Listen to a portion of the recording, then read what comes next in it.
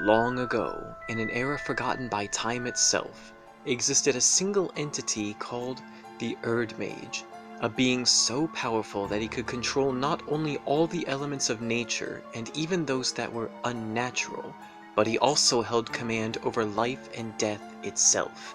He knew no equal, had no enemies, but at the same time, he had no friends as well.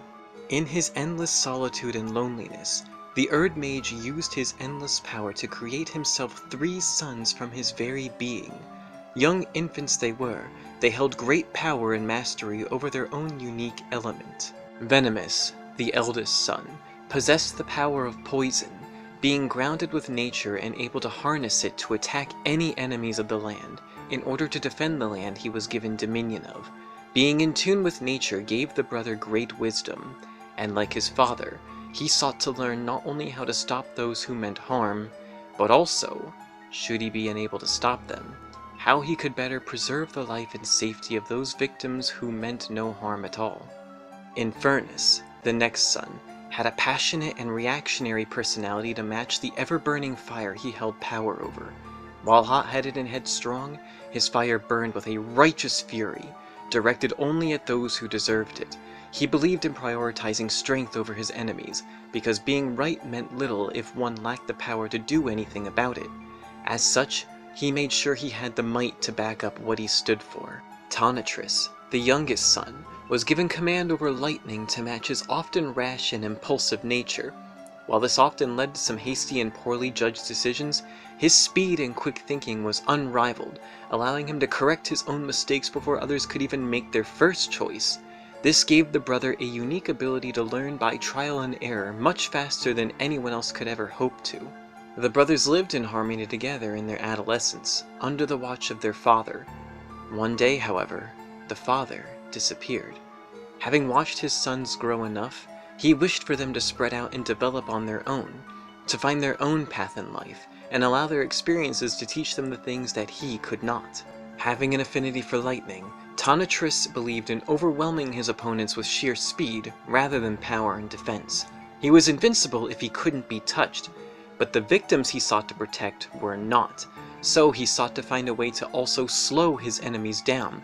Through trial and error, Tonnetris was able to develop and harness an additional element, ice, which manifested itself in the form of a rapier made from indestructible ice and imbued with a powerful lightning. With the speed of his attacks and mobility combined with the slowing and stunning nature of his ice, enemies appeared like statues as he danced around them, using the destructive power of his lightning to finish them off after he'd worn them down.